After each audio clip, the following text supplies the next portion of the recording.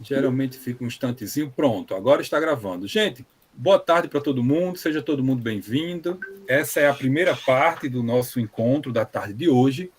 Hoje eu tenho a satisfação, a felicidade de receber aqui esse jovem escritor chamado Samir. Como é o nome completo? Samir Tabosa. Samir Cauã Tabosa do Nascimento, mas prefiro que me chame de Samir ou de Samir Tabosa. Samir Tabosa, tá certo. Então, ele está conosco hoje aqui para compartilhar a experiência dele de estudante, ele que é aluno do IFRN, ele vai compartilhar conosco hoje a experiência dele de estudante e nós vamos tecer aqui uma conversa da qual vocês vão poder participar. Eu fiz um roteirozinho para poder manter dentro do tempo da nossa aula, nossa conversa, tá? Mas vocês estão livres e ele me disse que gosta muito de interagir através do chat, porque ele compreende que às vezes a pessoa não consegue perguntar e tal, está barulho, tá. Ele que se propôs, e eu obviamente estou acatando para o bom desenvolvimento do nosso encontro,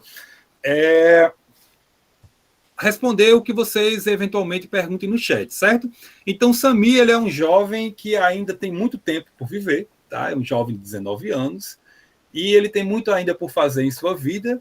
Ele está começando uma graduação e terminando um curso técnico, ele vai explicar para a gente isso daqui a pouco, mas já há algo a contar e a compartilhar para ajudar rapazes e moças como vocês a alcançarem realizações de vida acadêmica, de vida familiar, de vida profissional, etc. Hoje, nós vamos centrar a atenção à questão da vida intelectual, acadêmica e estudantil, certo?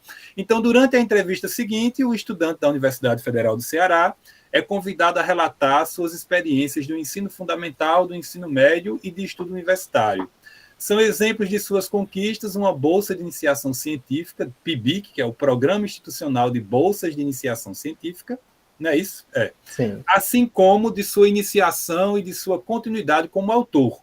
Samir tem 19 anos, é potiguar, é aluno de informática do IFRN e é estudante de graduação da UFC. Então, como introdução a essa nossa entrevista, já eu vou apenas lançar uma pergunta e ele vai responder, viu? Então, eu quero dizer assim, que eu tive a ideia de convidar Samir para uma conversa com as turmas do segundo ano algumas vezes. A primeira delas, né, primeiro, por causa de uns mapas mentais que ele, desde um certo tempo aí, compartilha no Instagram. Segundo, por causa da aprovação que ele teve para o curso que desejava, ele vai contar para a gente isso aqui, espero que ele lembre, se ele não lembrar eu pergunto. Qual o curso que ele desejava fazer, por que desse curso, e ele obteve a aprovação na primeira tentativa, né? Terceiro, por causa do lançamento do livro Lusco Fusco, meu caderno de poesias, eu tenho o meu volume autografado, foi o lançamento, tive essa felicidade.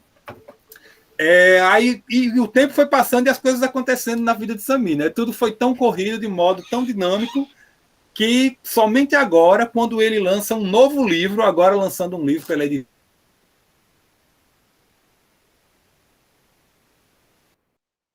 Tá travado.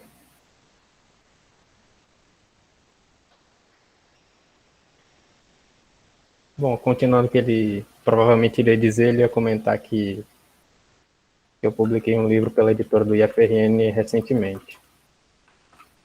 Vou comunicar aqui a ele.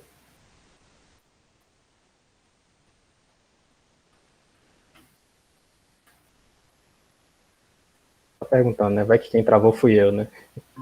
Pronto, então nós vamos conversar sobre tudo isso agora com a turma 2IF1V de 2021 do IFRN Macau, uma turma com quem eu tenho muito prazer de trabalhar, tá? Então a nossa entrevista ela vai ter assim grandes blocos e vocês, por favor, participem, perguntem, se tiver alguma curiosidade, podem comentar aí no chat, certo? Eu vou pedir que Samir responda algumas perguntas sobre a vida escolar diante do IF, sobre a vida escolar durante agora, enquanto ele está no IF, sobre a sua vida na universidade, tem algumas perguntas, e sobre a vida dele como autor, como escritor, que ele está começando, e por último, uma conclusão a respeito de sonhos, tá? Então, a cada bloco desse, a cada pergunta minha, vocês podem complementar a pergunta ou comentar ou reagir a alguma coisa que Samir fale, tá? Então, Samir, como é que foi esse seu processo de admissão para você conseguir essa vaga no IFRN, no curso de informática? Bom, primeiro eu estudava num colégio Y em 2016, terminando meu fundamental, e naquela época eu gostava bastante de matemática, então eu estudei bastante para matemática, e, e aí quando eu fiz a primeira prova em 2016, eu fiz em torno de 16 das 20 questões, mas fui bem mal na redação. Eu acabei pecando numa parte que era sobre o tema, que o tema falava sobre smartphones, e eu botei todo tipo de sinônimo, exceto smartphones. Então eu Foi. botei celulares, aparatos eletrônicos, aparelhos eletrônicos, então eu estava falando de aparelhos eletrônicos, não estava falando necessariamente de smartphones. E aí minha redação acabou perdendo muitos pontos por isso, por, entre aspas, fuga do tema. Foi considerado um tangenciamento do tema. Isso. Se fosse fuga, teria zerado. Sim. Você só tocou no tema, perdeu muito ponto, né? Esse Sim. rigor por cumprir direitinho o tema que a prova estabelece, né? Então, vá lá. Sim. E aí? Aí eu fiquei desanimado, né? A pessoa, quando não passa em algum processo seletivo, ela fica desanimada. Aí no ano seguinte, eu comecei no Colégio Z o ensino médio no primeiro ano, e eu não estava com a pretensão de passar para o IF, eu estava com a pretensão de aprender com o que eu tinha errado na prova. Eu pensei, poxa, eu errei isso aqui nessa redação, vou melhorar nisso aqui. Aí chegou no fim do ano, 2017, eu fiz a prova, acertei menos questões, acertei 14 de 20, mas foi muito melhor na redação. Eu quase que peguei o tema e botei dentro para não ter esse risco, né? O tema se tratava de Amazônia, se não me engano, alguma coisa relacionada à preservação da Amazônia, uma coisa assim. E aí, quando eu passei, eu sempre tive uma visão de cursar informática, né? No campus daqui, no campus de Mossoró, tem 4 opções: eletrotécnica, mecânica, informática e edificações. Eu imaginei que informática fosse uma melhor escolha, porque informática está em tudo hoje em dia e tende a estar em tudo cada vez mais. Ou seja, uma área que já tem coisa atualmente que só tem a melhorar. Aí também me diga uma coisa, do tempo que você ficou fora do IFRN, quais foram as oportunidades, as experiências, as vivências que você mais gostou? O que você mais gostou do que não é do IF, do seu ensino fundamental e tal, dessas outras escolas? No ensino fundamental, eu passei a maior parte, em torno de uns 6 anos, num colégio particular em Natal. E nesse período, eu gostei da vivência de um ensino um pouco diferente, em termos de ensino. E nos primeiros anos, eles tinham uma metodologia que eu acho bem interessante, que é de objetivo alcançado e não alcançado. Não era por nota, até mais ou menos o 5º ano. Pode parecer uma coisa bem simples, mas eu acho tão importante, porque às vezes o aluno sofre uma nota e ele acredita que essa nota representa o que ele é. Sofre uma nota, foi ótimo. Entendeu? Sofre uma Alguém nota. dessa turma já sofreu um 0? Eu sofri um 0 no IF, viu, Samir? Minha primeira prova de matemática foi 0, meu amigo. Foi cruel. Sim, aí continue. E Sim. lá não, lá era alcançado, não alcançado. Aprendeu, não aprendeu, estuda de novo, né? Sim. Aí, esse negócio de objetivo alcançado e não alcançado é tão importante, porque às vezes a nota ela diz um número, mas não diz o que você errou. Às vezes. Tudo bem que às vezes tem a questão lá escrita, essa questão tá certa, essa questão tá errada, mas o que é que dá a questão não acertei? Aí isso durou até o 5º ano. No 6º ano adotou-se o sistema de prova tradicional, digamos assim, que tinha nota e tudo. E nesse colégio eu participava das Olimpíadas do Conhecimento, que eu acho que é uma boa coisa, viu? Eu acho excelente participar dessas coisas. Eu falo da OBM, OBMEP, quer dizer, a OBMEP, que era a OBM e OBMEP, que é a Olimpíada Brasileira de Matemática de Escolas Públicas. Também tem a OBF, ou OBFEP, se eu não me engano, que é a Olimpíada Brasileira de Física, de escolas públicas e de particulares. Claro que tem essas categorias. E aí também tem a NHB, o que eu realmente consigo fazer na OBMEP. Você consegue maturidade matemática para algumas coisas. Isso é muito importante. Às vezes você se depara com um problema de matemática, de qualquer matéria, às vezes, e você pensa, como é que eu resolvo isso aqui? Aí você martela, mas se você tivesse uma maturidade para uma coisinha pequenininha antes, você poupava meia hora, 1 hora fazendo. É nesse sentido. Aí essas Olimpíadas me fizeram aprender essas coisas, que às vezes você pode fazer uma Olimpíada para entender uma outra visão fora da escola daquilo. porque por melhor que seja a escola, ela não vai trazer tudo. Você tem que ir para alguma coisa de fora da escola, uma esfera diferente. Então, para mais experiência, sim, tem a ver muito com experiência. E assim, não é querendo puxar para esse lado, mas no futuro, quando você estiver num processo seletivo, muitas vezes vai ter lá, poxa, esse cara aqui participou de não sei quantas Olimpíadas. Aí tem um outro cara que não participou de nenhuma. O que isso está me dizendo? Está me dizendo que esse cara que participou de tantas Olimpíadas, ele pelo menos tem uma experiência maior. Então, isso pode ser muito importante no futuro. Vai formando um histórico e universidades internacionais levam muito em conta isso, né? Além da maturidade que a pessoa vai adquirindo. Eu não participei dessas paradas, não tive essa chance, mas quem tiver, eu endosso as coisas que Samir está dizendo. Agora, deixa eu perguntar uma coisa, Samir. Quais foram as oportunidades, as experiências e as vivências de que você mais gostou no IFRN? Lá nessa escola foi esse sistema de alcançado, não alcançado, foco no aprendizado e o envolvimento com essas atividades extra-sala, né? E no IF, o que o IF, você diria que foi específico do IF como oportunidades, experiências, vivências?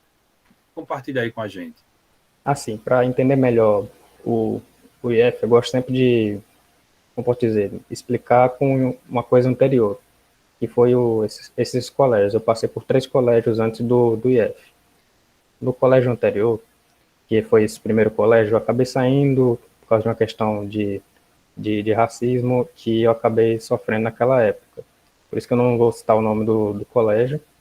E aí eu acho que essa situação, essa questão de preconceito, acontece muito mais em ambientes de colégio particular do que em colégio público. É mais uma questão de, por exemplo, você está num lugar porque você quer, está num lugar porque alguém te colocou lá. E às vezes isso é mal traduzido na cabeça das pessoas e gera preconceito. Aí, depois desse período, eu fui para um outro colégio que começou a conhecer a UNHB, que é, sem dúvida, para mim, a melhor Olimpíada de conhecimento do ensino médio do Brasil, com certeza. Ela o quê, hein? É a Olimpíada Nacional de História do Brasil. Já está no seu 14º ano, se não me engano, de Olimpíada. E, se eu não me engano, um dos IFRNs, se não me engano, o IFRN nunca deixou de ter medalhistas nessa Olimpíada. A Olimpíada é bem importante. Aí, nesse primeiro ano aí de ensino médio, eu fiz uma NHB, e eu fiz sem pretensão, sabe? Mais para entender mesmo. Porque antes eu não dava valor para a história do Brasil. Eu tinha um complexo de, como é que chama? Complexo de vira-lata, de valorizar mais a cultura do outro, né? Aí depois que eu comecei a entrar na NHB, participei de 4 edições no total, eu vi que tem toda uma cultura, todo um aprendizado, tem a questão do Brasil é massa, a verdade é essa. Eu sabia, eu estava com essa expressão na cabeça, você acredita? Eu ia dizer assim, ser brasileiro é massa. O mundo, até antes desses últimos anos em que nós estamos caindo num abismo aí de loucuras, o mundo olhava para a gente achando massa o jeito da gente ser, entendeu? Nas minhas pequenas 2 experiências internacionais, no México e nos Estados Unidos, as pessoas, quando sabem que a gente é brasileiro, abrem um sorriso e vibram, entendeu? É legal ser brasileiro. Enfim, vai falar, continua. Sim, o Marquinhos comentou uma coisa interessante aqui no final. Ele disse: não é só colocar uma escritura em um quadro e pôr você para copiar, que o ensino do IF é longe disso daí. O ensino do IF tem mais a ver com formar, como posso dizer, cientistas, no sentido mais grosso da palavra, que o que é o cientista? É a pessoa que ou aplica o método científico ou aprende pelo método científico. E o que seria esse método científico? Seria você ter lá a questão da hipótese, ter a questão da dúvida. Uma coisa que eu acho massa é você sempre ter dúvida numa aula. Quer dizer que você está estudando. Porque se você não tem dúvida em nenhum momento, quer dizer que ou você não está estudando ou você não está entendendo. Agora, deixa eu tentar vender melhor o meu peixe aqui, não para essa turma, mas para a família deles, né? Para outras pessoas que vejam essa entrevista. O que é que você atribui, voltando agora para o centro, né? Sim. O que é que o IF lhe oportunizou? Eu já entendi o implícito, é o que no outro lugar não teve dessa violência aí que você sofreu, né? Agora, o que é que o IF oportunizou? O que é que ele deu de experiência? As Olimpíadas, e teve mais alguma coisa? Teve, sim. O que você diria? O método, né, essa questão do científico e tal. da busca através da dúvida, da busca pela descoberta, mas o que mais? Institucional, teve alguma coisa que você diria?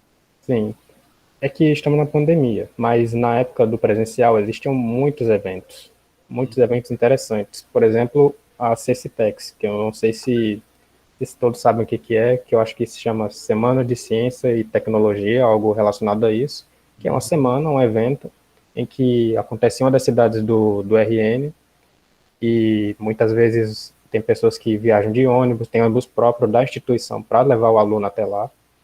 E aí nesses eventos o que aconteciam? Vários projetos de alunos do IFRN eram mostrados. Ou seja, você está levando aluno do IFRN para ir no transporte do IFRN para ver projetos do IFRN. Ou seja, muita produção.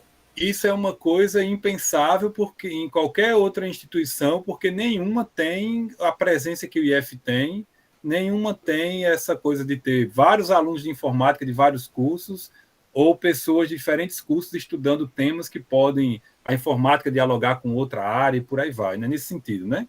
Foi uma experiência, uma vivência que para você foi representativo do IF. Agora, pela questão do nosso cronograma do tempo aqui, eu queria perguntar para você em relação a essa vivência acadêmica, e aí é um link com a sua vivência para a gente chegar até o livro, né?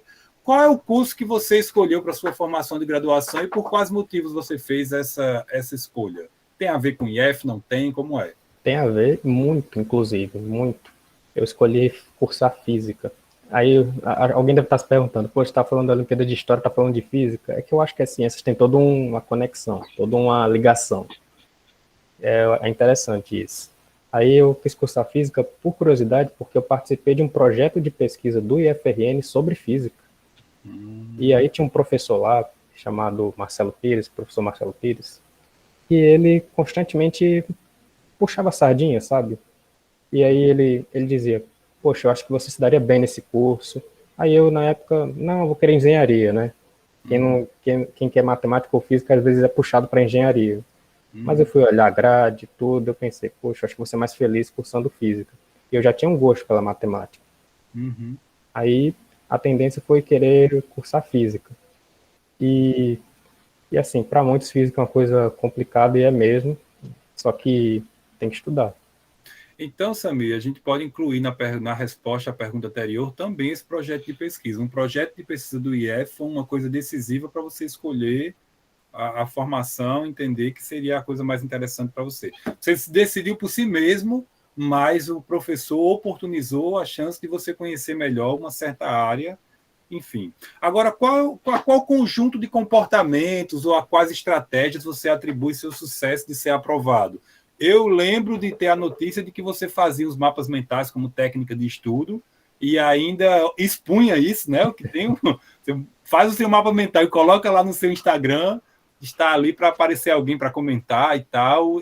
A que conjunto de comportamento você atribui a sua aprovação da primeira tentativa? Eu atribuo muito a resolução de questões e a pesquisar métodos de estudo, porque muitas vezes a gente é ensinado que estudar é copiar o que está no quadro. Já cheguei a ouvir isso de algumas pessoas, mas essa opinião não condiz com o aprendizado. Muitas vezes o aprendizado está associado a você procurar ensinar alguma coisa para alguém ou você procurar entender aquela coisa mais a fundo. E quando eu faço os mapas mentais, querendo ou não, eu estou fazendo o quê? Eu estou pegando um conhecimento que eu tenho, tentando passar para alguém e escrevendo. O escrever é muito mais eficiente do que digitar, por exemplo, então, neurologicamente falando. Mapa mental só para você. Você tenta fazer um mapa mental que quem for ler esse mapa mental também entenda, é isso? Sim, exatamente. Que aí eu mato 2 coelhos de uma vez. Então, digamos assim, Samir, se a pessoa quiser ser bem-sucedido, ela tem que ficar 1 ano, 2, 3 fazendo mapas mentais e vai fazer mapa mental para o resto da vida. É essa a verdade. Aí, por qual motivo? Porque agora eu sempre queria chamar Samir para ter essa conversa quando eu ia tendo as notícias do que ele fazia. Agora está sendo uma conversa só, resumindo tudo, né? Um dia a gente compartimenta os tópicos, mas por hoje vamos ficar assim, um após outro. Por qual motivo você buscou uma bolsa? Você está com uma bolsa de iniciação científica, né? É remunerada, não precisa dizer quanto, que é só quem quiser saber, é só olhar no edital.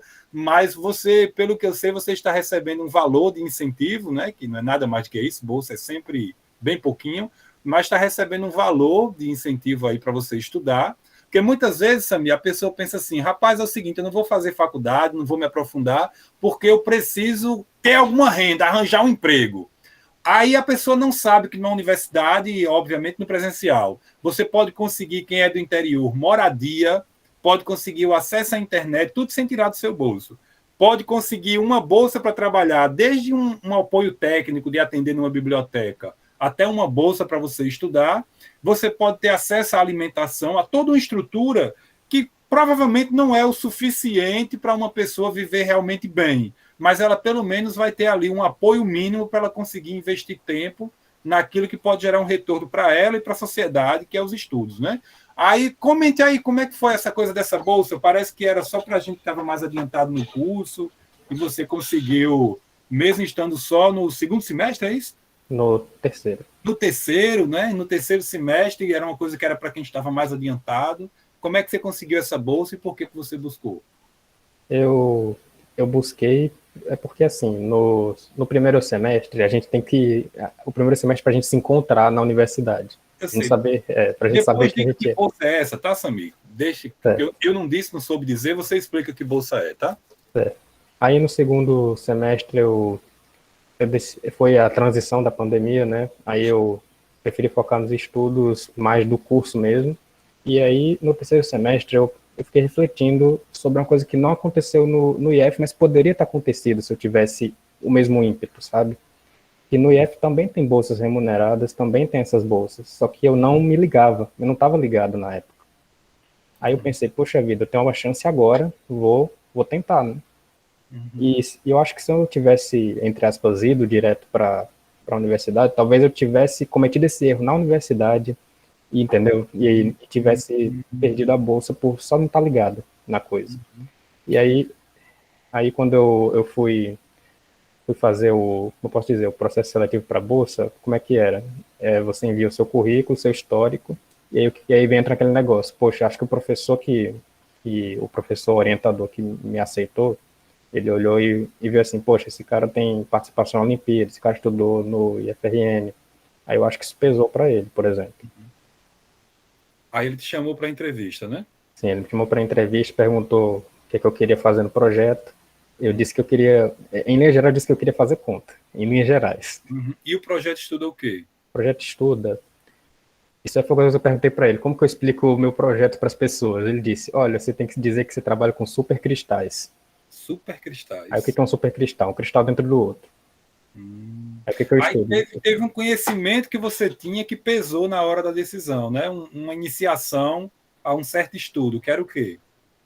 Que, assim, o projeto de pesquisa que eu fiz era sobre física, e o projeto de agora que eu vou fazer é sobre física e sobre programação, e eu aprendi no IF, entendeu?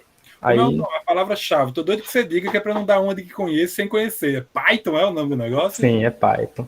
Pronto, aí você estudou isso no IF, foi? Sim, Python estudei no IF. Isso me ajudou muito. Pronto, aí esse Python você estudou foi em quê? Em curso FIC, projeto de extensão, disciplina normal mesmo, foi como? Foi em disciplina normal, que depois eu pude dar uma reforçada no curso FIC. Só que no curso FIC eu vi mais a programação web, o famoso HTML, CSS, JavaScript. Entendi. Então, essa bagagem que você teve do curso de informática levou você a se envolver em um projeto de pesquisa, e agora, pelo que eu estou entendendo, é mais de um. E o que você aprendeu no IF, você foi para uma área, enfim, de física, que não é informática propriamente dito, mas o que você aprendeu em informática levou você a ter uma pequena remuneração aí para estudar e a se envolver em um projeto, o que é o caminho para você se desenvolver, fazer uma pós-graduação, fazer um doutorado, mestrado e se tornar uma autoridade na área. Eu não sei se Samir iria dizer isso, mas eu já vou dizendo de pronto para vocês que esse é o caminho, tá? Então, quando o professor soube que você tinha sido aluno do IF, que tinha estudado dessa Python, enfim, foi uma coisa decisiva, né? Sim, agora, deixa eu perguntar uma coisa. Você tem 19 anos. Você tem publicação científica oficial, é isso? Com ISBN, etc. Como é que é isso? Explica aí para a turma. Tem sim, é bom dar uma explicada nisso aí. O livro com ISBN eu tenho tecnicamente 3, mas contamos como 2. porque eu tenho o livro, o Lusco Fusco, e-book e o livro físico, e o livro que publiquei recentemente pela editoria FRN, que é o Estações.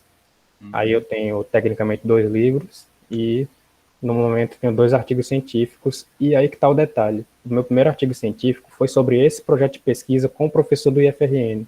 E ele que me levou para essa área também, para dizer assim, poxa, tem uma coisa na ciência que é massa, que é artigo científico, que é tipo uma maneira de dizer para a sociedade o que você fez, com comprovações.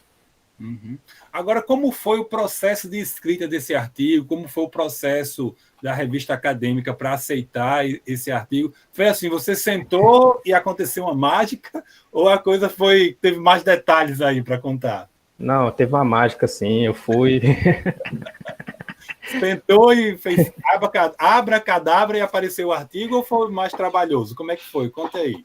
Foi uma das experiências mais trabalhosas da minha vida, que foi assim, não é que eu sentei para fazer esse artigo específico, é que eu pensei, poxa vida, artigo científico eu acho uma coisa legal, uma coisa massa, e eu falei, vou chamar algumas pessoas, professores e alunos, para fazer um artigo científico. Só que aí eu comecei a fazer artigos científicos sobre temas muito diferentes. Como assim? Eu pensei, poxa, tem esse tópico aqui que eu gosto. Gosto de um tópico que vi no IFRN, por exemplo. Um tópico que me chamou a atenção no IFRN foi um negócio de química que era sobre bisfenol. O que é um bisfenol? É tipo um fenol, que é um composto orgânico, só que está em todo canto. Resumindo. E aí eu pensei, vou fazer um artigo sobre isso, achando que fosse uma coisa simples. Aí lá vou eu, submeto, rejeição. Aí submeto de novo, rejeição de novo. Aí ficou nesse negócio de submeter e rejeitar de vários artigos, umas 11 vezes, sabe? Num intervalo de meses. Aí quando o primeiro artigo foi, não vou dizer aceitado, mas aceito, quer dizer, não vou dizer aceito, mas teve um parecer. Até o parecer demoraram a dar, Sim. foi? O parecer demora dessas coisas. Aí quando teve um parecer, como é que era o parecer? Dizer assim, se você alterar X, Y, Z, tá aprovado. Eu disse, pronto, gente, é agora. É o caminho, né? É o caminho. Eu falei pro pessoal do projeto, professor, é agora. Aí a gente foi, se reuniu numas tardes e falou, vamos fazer esse negócio. E depois que aprende a fazer, dá menos trabalho, mas continua sendo cruel, né? Porque escrever é sempre cruel. Samir, por causa do avançado do nosso tempo, eu quero chamar a atenção aqui para o chat. O nosso diretor de hoje, ele tem 2 perguntas. A primeira, o que você realmente quer ser? Você quer ser escritor? E qual é o conselho que você dá para alguém poder ter sucesso profissional, mas não vale dizer só estudar, né? Ele está certíssimo, viu? Sim. Porque só ter o conhecimento do estudo, porque geralmente a pessoa identifica o estudante universitário como se fosse o estudante universitário, não, vou dizer assim, aquela pessoa que se dedica aos estudos como sendo uma pessoa com um desvio comportamental e que só pensa em livro. Esse geralmente não é bem sucedido, né? Ser bem sucedido profissionalmente requer mais do que isso. Vamos ouvir Samir. E alguém falou assim, vejo muito isso em Big Bang Theory, eu já não lembro do que se trata isso aqui, eu perdi o... de novo para a gente poder reagir, mas diga aí, Samir, Samir ainda está no começo, né? Não tem ainda o sucesso profissional, não abriu ainda uma empresa, não desenvolveu uma tecnologia, mas ele está no começo, servindo de um bom exemplo. Então eu vou reformular a pergunta de Márcio Vinícius, eu vou dizer assim, como é que você entende, Samir, que você tem de ser e o que você entende que tem de fazer para você transformar esse sucesso acadêmico inicial em um sucesso acadêmico até o fim e converter isso em uma resposta para a sua vida, para a sociedade, com um desempenho profissional? Como é que você entende que você tem de seguir? Diga aí. Não vale só estudar, né? Vamos para a regra do Marcos Vinícius. Sim. Eu sempre quis ser cientista. Desde o franjinho da Turma da Mônica. Eu achava ele massa. Eu falei, poxa, tentar ser isso aí. E aí o cientista, ele tem essa questão da dúvida, etc. E assim, o lance de ser escritor, ele veio mais porque eu achava que era interessante ter alguma coisa que registrasse o que eu estou fazendo para o mundo e que agregasse algum valor. Tem muito a ver com isso, com você agregar valor para outras pessoas. E para você mesmo ao mesmo tempo. Aí a questão de sucesso profissional, que foi comentado, tem muito mais a ver com com você querer deixar alguma coisa para o futuro e para o presente. Alguma coisa pode ser o quê? Pode ser um livro, pode ser uma música, pode ser, às vezes, uma participação em algum evento que você foi e falou tão bem que uma pessoa vai falar, poxa, eu me lembrei desse cara aqui, por causa desse cara aqui eu vou fazer um artigo. Nesse sentido. Então, a coisa do sucesso ainda é meio que uma incógnita para o Samir, mas vai chegar um momento de resolver isso aí, né? Porque é a pergunta de $1 milhão, né? Aí eu vou dizer para o nosso colega, que não sou entrevistado, mas eu vou dizer que você pode conciliar a experiência de escritor com outras experiências. Você pode ser poeta e químico e físico e por aí vai. Óbvio que tem escritores profissionais que vivem de escrever, né? Mas a maioria dos escritores fazem outras coisas. Você pode conciliar as duas vivências aí, uma dialoga com a outra. Em qual área você deseja atuar profissionalmente? E que tipo de serviço, ou produto, ou solução você, por agora, imagina que vai querer fazer? Pode mudar, não tem nenhum problema, né? Sim. Mas você se vê fazendo o quê? Tudo bem, você falou cientista, mas como assim cientista? Por agora, eu me imagino sendo professor universitário ou professor do IF. Por quê? Porque eu acho que é uma função, um trabalho, uma coisa que agrega muito valor para as outras pessoas, que é o ensino. E sempre, qualquer pessoa, ela teve um professor. Ela teve alguém para ensiná-la a fazer alguma coisa. Então, o que eu gostaria de fazer como trabalho, como essa profissão, seria ensinar as outras pessoas a fazer coisas que façam elas ficarem melhor do que eu. Entende? É tentar fazer elas me superarem e assim a sociedade ir evoluindo. Professor é algo assim mesmo, viu? Entendi. Agora vamos pensar um pouquinho a sua vida autoral. Eu conversava com o Samir dizendo que o livro dele, Lusco Fusco, eu não conheço o livro que foi lançado ontem, tá? O IF lançou ontem o outro livro que ele organiza e escreve, mas esse aqui eu conheço, eu li, e eu dizia para Samir, antes da gente começar a gravar, que era bom marcar um momento para comentar 2, 3, 4 poemas do livro dele. Tem muita coisa aqui que eu achei muito bonita, uma preocupação com a forma, uma brincadeira com as palavras, brincando com o verbo e o pronome para formar outra palavra quanto ao som. E também tem umas coisas aqui, viu, Samir? Muito danadinhas para quem só tem 19 anos, viu? Tem uns poeminhas aqui de jeito que parece que já sabe o que é beijo na boca de verdade. Enfim, até me surpreendi um pouquinho.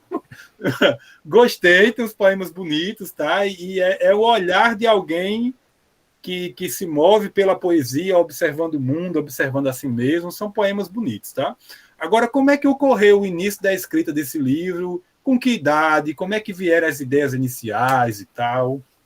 Essa história é engraçada. Esse livro aqui, ele, na verdade, foi uma maneira de eu conquistar uma garota.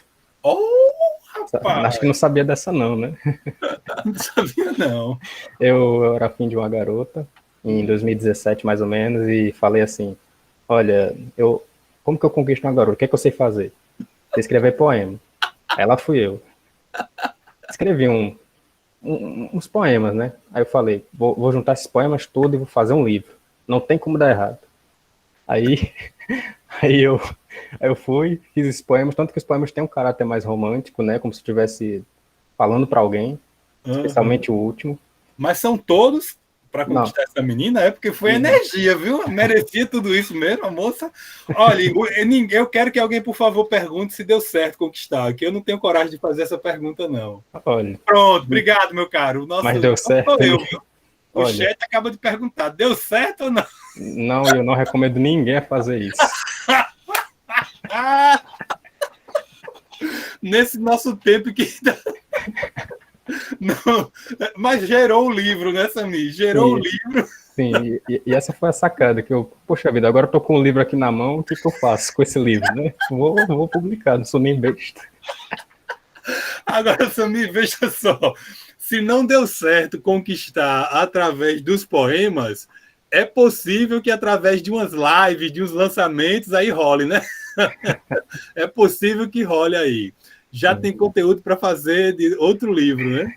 Pois um barato, eu não sabia dessa história, viu? E a vida é assim, ele não recomenda, rapazes, vocês escrevam um livro escondido, publiquem, virem poetas, Sim. Mas tentem conquistar de outras maneiras, que não é o caso de a gente comentar aqui, porque eu não tenho a menor ideia. Então, vamos lá. Por quais motivos você decidiu escrever? Já está respondido, porque queria conquistar uma moça, né?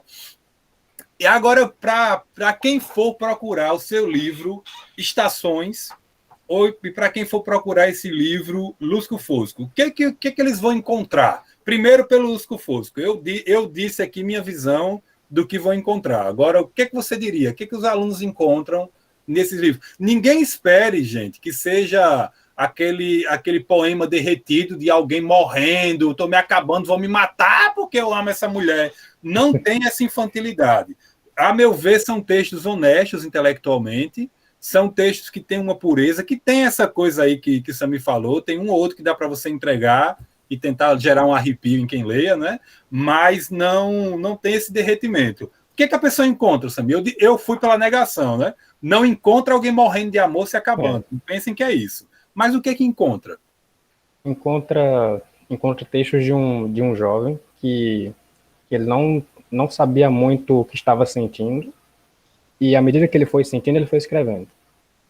E aí ele pensou, qual é a melhor coisa que representa o que eu estou sentindo? É esse tópico? Então eu vou escrever sobre esse tópico. Aí, por exemplo, eu tenho um dos poemas aqui que eu vou ler, que dá o nome ao livro, que é Lusco Fusco. O que é Lusco Fusco? É a transição do do entardecer para o anoitecer, que é tipo o pôr do sol. É esse momento específico, é o momento de transição. Aí tem um outro momento aqui que o nome do poema é Rosenrot, que é uma palavra em alemão, que na época eu estava estudando alemão e pensei, vou escrever um texto para me lembrar disso. E aí foram juntando os poemas, eu não fiz tudo num dia, claro que não, fui fazendo um pouquinho cada dia, um pouquinho cada semana, juntou. O que quer dizer Rosenrot? Quer dizer rosa vermelho. Rosa vermelho. Tá certo. Gostei de verdade mesmo dos poemas, são bonitos, são honestos. O principal para mim era isso. Não é um jovem querendo parecer que é um velho fazendo poesia, dando uma de intelectualoide. E essa honestidade com que Sami fala, vocês vão encontrar nos poemas um discurso genuinamente poético, com preocupação com a forma. Ele brinca com as palavras, com os sentidos. Vale a pena ler. Não foi um tempo que eu empreguei que foi à toa, viu, Sami? Vou querer reler. Agora, Samir, nesses minutos finais aqui, estamos... Sim, aí tem o outro livro, Estações. O que a pessoa vai encontrar em Estações? O Estações tem uma proposta um pouco diferente, porque foi o quê? Foi eu chegando no núcleo de artes do IFRN, que eu participava. Mais uma experiência, mais uma oportunidade que o IF concedeu e que você aproveitou, né? Sim, um projeto de extensão muitíssimo importante, muito valorizado. E foi lá que eu cheguei e falei, pessoal, gente, vamos fazer um livro? Assim, sem pretensão, sabe? Aí eu falei, quem que gosta de escrever poema? Você, você e você. Juntou 8 autores. 8 autores mais ou menos da minha idade. Uhum. Na verdade, eu acho que o mais velho sou eu. Que na época tinha o quê? 18, 17? Sim, e o mais velho era eu. Uhum. Aí a gente se reuniu e falou assim, vamos fazer os poemas. Aí cada poema tem o nome do autor associado a ele. Então é como se fosse Tananã poema, autor específico. Tananã, autor. Aí é como se fosse uma mescla de várias interpretações de vários jovens. Então é mais nesse sentido, que é mais diverso o livro, Estações. Entendi. Aí, Sami, para a gente concluir essa entrevista, se não houver perguntas dos colegas, o que vocês gostariam de perguntar para a Sami? Deixei só o link aqui, né, do livro Estações, que está disponível para baixar gratuitamente nesse link. Vocês podem baixar o livro aí, certo? Alguma pergunta? Não temos. Então eu vou para a nossa última pergunta para encerrar esse nosso primeiro momento aqui com a turma.